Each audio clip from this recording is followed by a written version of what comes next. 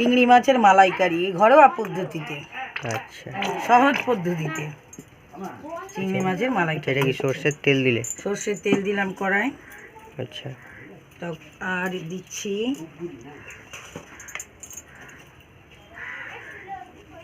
হলুদ, নুন,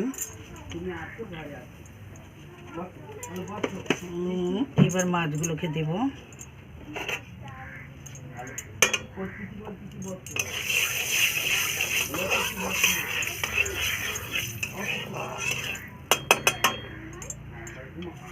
প্রথমে মাছগুলোকে দেব,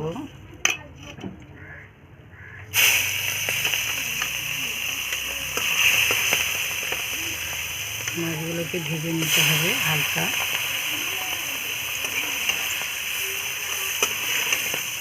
অল্প হালকা ভাজলেই হবে।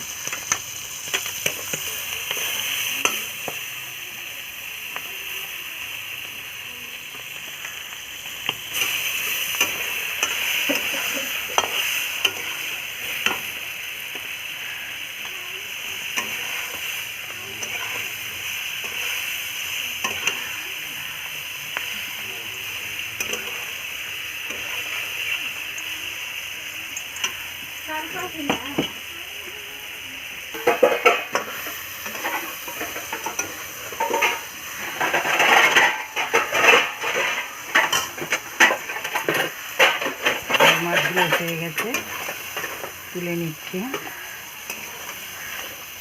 ভাজা হয়ে গেল।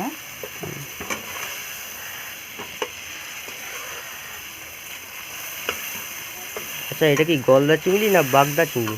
বাগদা চিংড়ি। আচ্ছা আচ্ছা, এটা বাগদা চিংড়ি।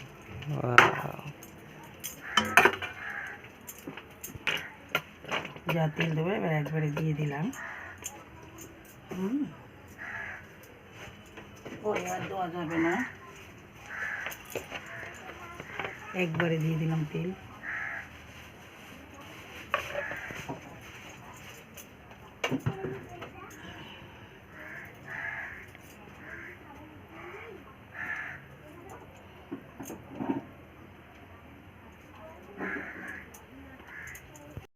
শুকনো লঙ্কা দিলাম প্রথমে, দুটো তেজপাতা দিলাম। এবার এটা একটু লাল হয়ে গেলে, এই লাইটটার জন্য একটু প্রবলেম হচ্ছে। প্রথমে এটাই তো করো, তারপরে এবার 1 চামচ রসুন বাটা।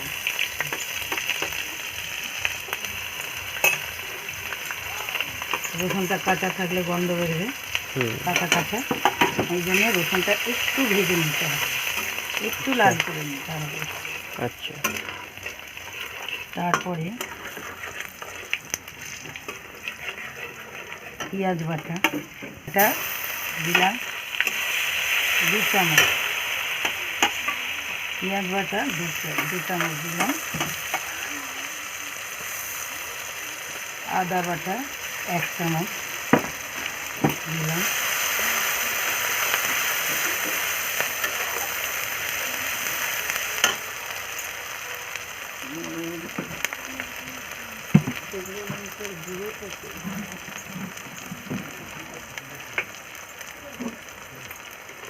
হচ্ছে পেঁয়াজ বাটা, তারপর লাল হলো।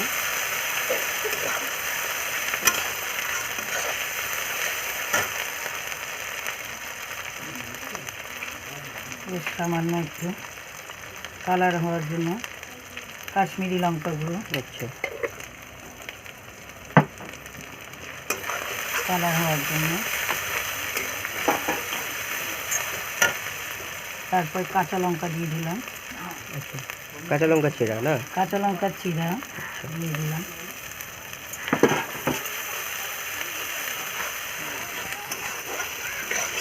বন্ধুরা, এই লাইটটার জন্য একটু অসুবিধা হচ্ছে, হ্যাঁ, নেক্সট টাইম ঠিক হয়ে যাবে। আর এইবার দিচ্ছি হচ্ছে নারকেল বাটা। আচ্ছা, নারকেল বাটা 2 চামচ। আচ্ছা, যেরকম মাছ সেরকম পরিমাণ মতো আচ্ছা, নারকেল বাটা দিলেই হবে। বা যদি এটা কচি নারকেল, তো এটা বাটা নারকেল দেওয়া যায়। আচ্ছা, আর যদি পাকা নারকোল হয় খুব পাকা খোসা খোসা মতো, ওটা তাহলে রসটা বার করে দুধটা দিয়ে দিতে হবে। আর এটাতে গ্রেভিটাও বেশ ঘন। এটা কচি নারকোল, ওই জন্য গ্রেভি শুদ্ধ দিয়ে দিলাম, সব বাটাটাই দিয়ে দিলাম। এবারে এটা কি কষানো হচ্ছে না? হ্যাঁ, কষানো হচ্ছে, কষানো হচ্ছে। এরপরে সামান্য নুন 1 চামচ, স্বাদ মতো নুন দিলেই হবে। আচ্ছা, স্বাদ মতো নুন দিলেই হবে। যে পোস্ত বাটা, আচ্ছা, পোস্ত বাটা 2 চামচ পোস্ত বাটা দিলাম, পোস্ত বাটা দিলাম।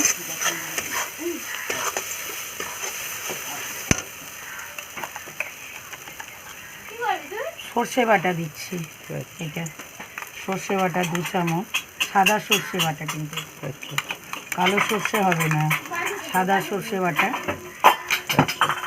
সর্ষে বাটা আর পোস্ত বাটা দিলাম 2 চামচ করে। যে নারকেলের যে জলটা আছে না, হ্যাঁ, নারকেলের জল, ও নারকেলের জল, এটাও চিংড়ি মাছের মালাইকারিতে মানে হ্যাঁ, মেন জিনিস বলা main যেতে জিনিস। পারে। হ্যাঁ, নারকেলের জলটা দিয়ে দিচ্ছি, আচ্ছা, নারকেলের জল। মানে এটা লাগবেই, তাই তো?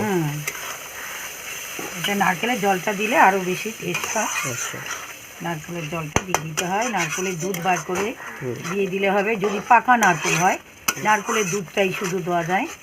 আর এটা কচি নারকেল বলে নারকেল বাটারটা দিয়ে দিলাম। আচ্ছা,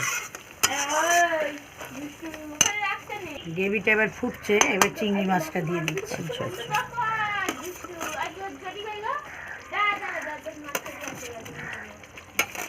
চিংড়ি মাছটা দিয়ে দিলাম।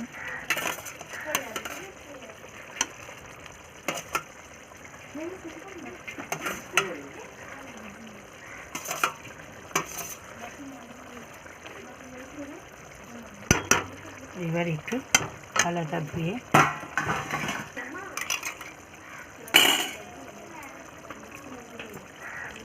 হাত ধোয়া জল একটু দিতে হবে, তাহলে হাতের স্বাদটা আর কি আসে না? হাত যার ধোয়া যেমন জলটা হাতের স্বাদ। একটু দিয়ে দিচ্ছি, হাত ধোয়া জল একটু দিতে হয়। কার হাতে কেমন স্বাদ তো বলা যায় না, হাত ধোয়া জলটা একটু দিলাম।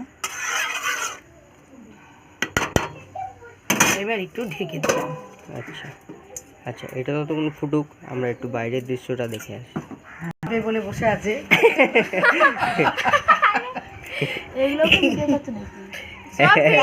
হয়ে গেছে চিংড়ি মাছের মালাইকারি আর রাইস।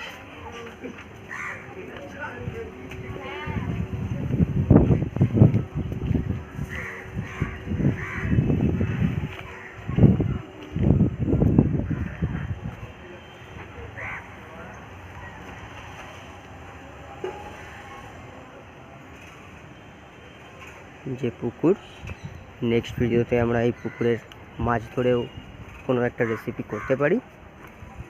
হ্যাঁ বন্ধুরা, দেখাবো।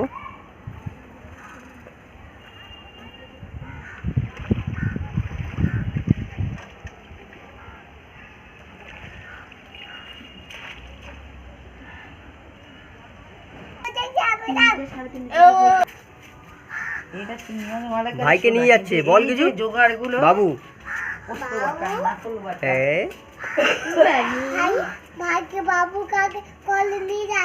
ও তাই, আমি আছি তো, নিয়ে যাবে না? আমি আছি তো, আমি আছি তো, তোমার ভয় নাই, আমি আছি তো, সেটা তো বলবো। এই যে ঢাকা দিয়ে রেখেছিলাম, এখন এবার তুলছি, মোটামুটি হয়ে এসছে।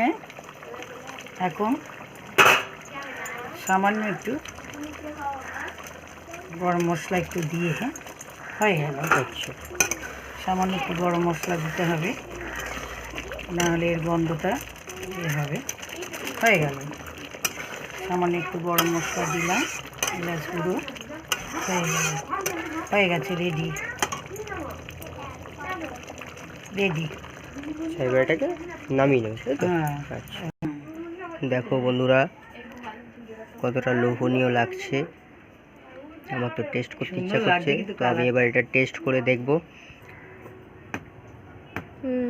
এবার আমি এটা টেস্ট করে দেখব কেমন হয়েছে। একটু কাঁচা লঙ্কা, ওকে, টেস্ট করে দেখা যাক।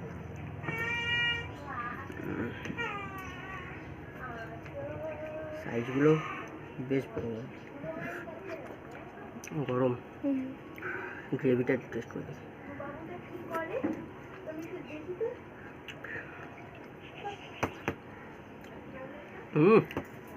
ফাটাফাটি। এই সর্দি কাশির দিনে এগুলো এরকম ভালোই লাগবে খেতে। একবার সাইজটা দেখো বন্ধুরা।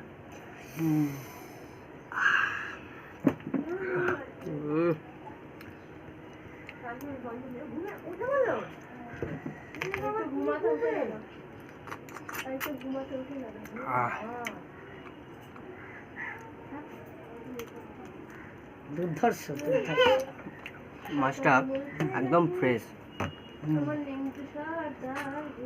আর বাজার থেকে আমি ফ্রেশ মাছই কিনি যখনই কিনি, কারণ আমি সত্যি কথা বলতে আমি মাছ চিনি কোনটা ফ্রেশ, কারণ একটা স্মেল আছে দেখবে তো, এটা পুরোপুরি ফ্রেশ।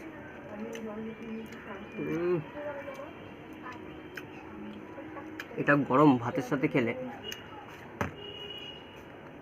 ভাতের সাথে খেয়েই নিতে আরও জমে যাবে। ভাতের সাথে একবারে খেতেই পারতে, তবে তো মজাটা লাগবে খেতে।